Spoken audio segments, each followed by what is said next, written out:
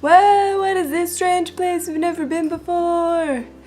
Ah. Behind me is one of my TBR shelves. The reason we are over here and not where we normally are is because I'm participating in Rybsat this week, which is a readathon that starts on the 18th and goes until the 25th. Basically, the object of this readathon is to read your TBR shelf. What you do is pick a spot on your shelf of your unread books to start and then see how far you can get in your bookshelf, and you can reorder the books if you want. This is a horrible angle because of where this bookshelf is placed, but I've got right here, probably, I think realistically I'll make it to like here, which is like 6 books. Realistically, who am I kidding? I probably won't make it that far, but I've got like hopefully 6 books that I can maybe read, so that's ambitious. So the first book I've picked is Stolen by Lucy Christopher. I've heard so many things about this book, including that it's just like crazy and intense. It seems like a good book to start off with because it's pretty short, and I've heard it's pretty intense, so I think I'll be able to get through it quickly. The Ocean at the End of the Lane by Neil Gaiman. I've been reading a lot of Neil Gaiman lately, and I really enjoy his writing and his books, and this is just kind of a short one that I thought I could pick up and read pretty quickly, and I've also heard really great things about it. The next book I have is In Case of Emergency by Courtney Moreno. This book I don't really know much about. I just kind of came across it in the bookstore and thought it sounded good. It is about an EMT.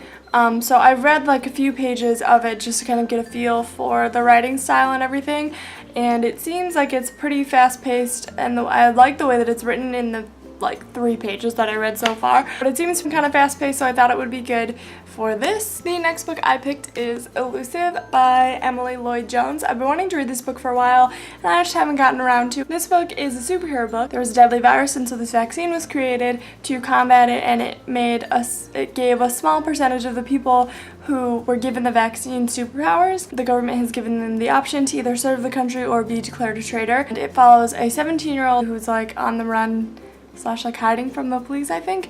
But this seems like it'll be like a pretty interesting, fast-paced book. The next book I picked is The First True Lie by Marina Mander. I really just picked this one because it's short and also because it sounds really good and really interesting. It's about a boy whose mother dies, and he basically just decides to pretend that she's alive because he doesn't want to face her being dead. So a happy book for a readathon. And the last book I picked is Night Film by Marisha Pessl.